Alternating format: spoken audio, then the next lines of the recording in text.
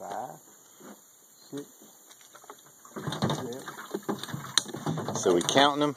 9, 10, 11. You judging, Rob?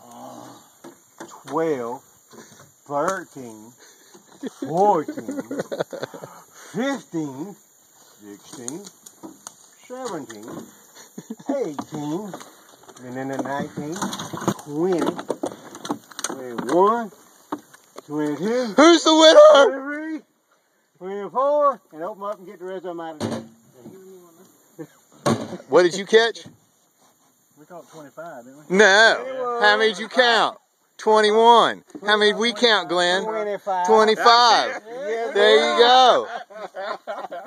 This is going up on the board at work for sure. Uh-huh. Now who in the hell's going to clean up those? Not me.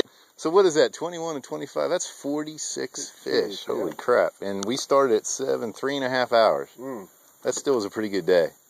When we literally could only fish about half of the pond due to that bloom. Yeah, no lie. But, all right, dudes. Good day. A great day of fishing is better than a great day at work any day. All right, guys. Next time, make sure y'all give Lynx, Randy, and Freddie their fish, right? Sure. Okay, good.